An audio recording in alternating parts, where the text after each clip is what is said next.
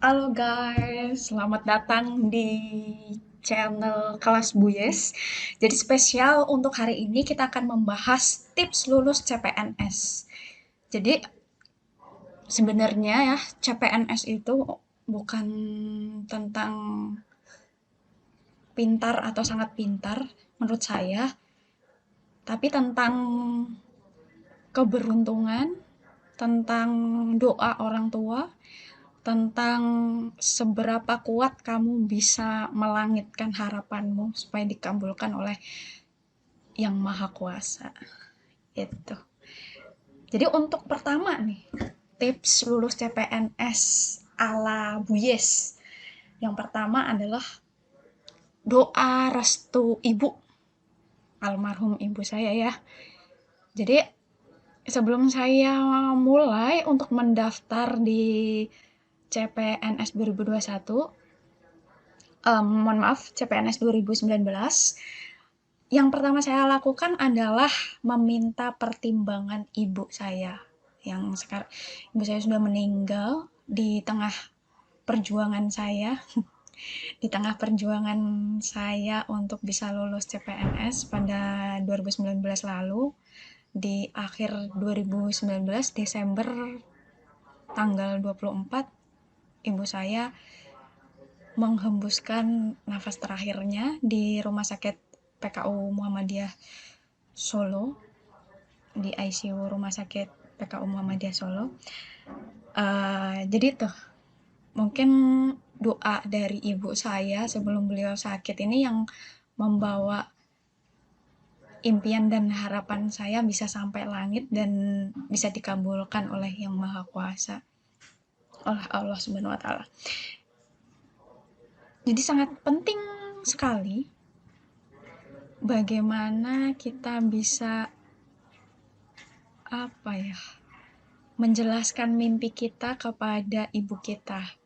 Kemudian kalau beliau merestui, maka seberat apapun tantangannya, seberat apapun jalannya, pasti kita akan lulus. Karena bagi saya, doa ibu itu yang akan membuat kita bisa menaklukkan apapun. Apapun pasti bisa. Gitu. Itu yang pertama. Terus yang kedua, setelah kita tenang dengan doa ibu kita ya, doa orang tua kita punya power, kita punya semangat. Yang kedua adalah fokus untuk SKD. Jadi bersiaplah sedini mungkin untuk SKD. Karena SKD ini kan meliputi 3 bagian ya, TWK, TIU, dan TKP. Semua itu harus dipersiapkan sejauh mungkin gitu. Saya menggunakan 3 media belajar. 3 media belajar itu yang pertama adalah video YouTube. Video YouTube itu udah banyak review, termasuk di channel YouTube saya juga ada review. Itu soal-soal TWK yang saya pelajari. Kemudian yang kedua itu dari website BKN. Jadi ada aplikasi website BKN yang kita bisa mencoba 100 soal dalam waktu 1,5 jam. Kemudian nanti akan keluar skor kita berapa. Nah, di situ kita bisa menganalisis di mana kelemahan kita. Kalau kita lemah di TWK, maka kita harus belajar di TWK. Lebih lagi, kalau lemah di TIU, kita harus lebih giat lagi di TIU. Kemudian yang ketiga adalah uh, mengkotakan formasi. Maksudnya mengkotakan formasi itu seperti ini. Berapa banyak sih formasi yang dibutuhkan di provinsi-provinsi yang ada di Indonesia? Misalnya, uh, untuk Provinsi Jawa Barat, berapa banyak yang bisa kita apply di situ? Jawa Barat, Jawa Tengah, Jawa Timur, kemudian Nusa Tenggara Timur pada waktu itu kalau saya ya, kemudian pemerintah Provinsi Kalimantan Timur. Nah, akhirnya dari formasi-formasi itu kan kita dapat angka tuh, kita dapat angka berapa yang dibutuhkan. Nah, kita nggak cuma melihat peluang itu aja, tapi kita juga harus memperkirakan berapa lulusan yang akan mendaftar di situ.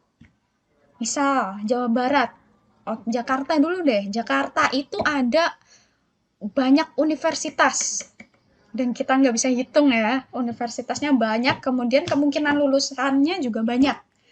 Maka kita geser Jawa Barat. Jawa Barat pun seperti itu. Jawa Tengah sendiri, saya sendiri lulusan Universitas 11 Maret, Surakarta, Solo ya. Kemudian ada Universitas Terbuka, di sini juga ada Purwokerto.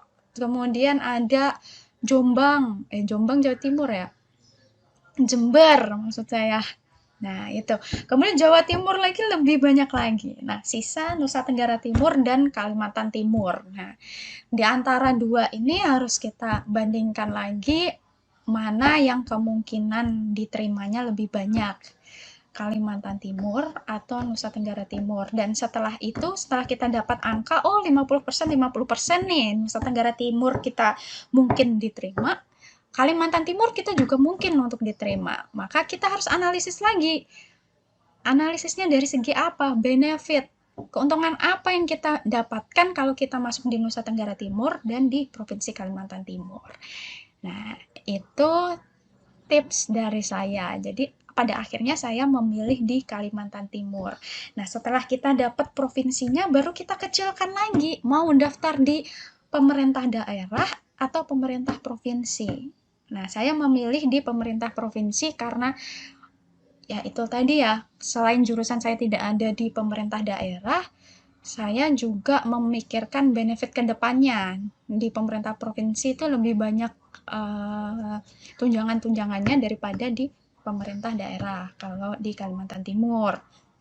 Nah, setelah itu kalau kita sudah dapat nih pemerintah provinsi, kita mau daftar di mana nih akhirnya gitu.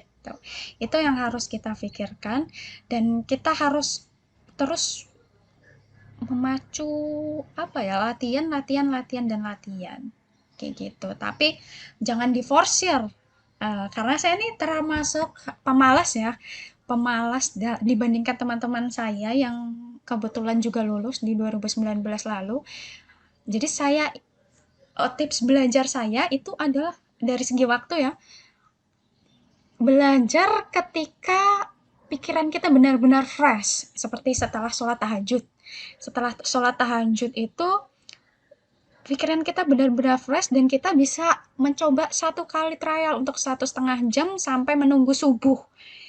Itu pas waktunya nanti. Jadi kita selesai 1 paket soal itu pas adzan subuh. Biasanya saya seperti itu. Kemudian setelah itu kan kerja udah nggak bisa megang lagi, baru malam setelah sholat isya. Setelah makan, jadi kita bener-bener siap untuk nyoba 1 paket soal. Nah, itu tips dan trik untuk saya. Semoga subscriber saya bisa lulus CPNS tahun 2021. Oke? Selamat siang, sampai jumpa. Salam lulus CPNS.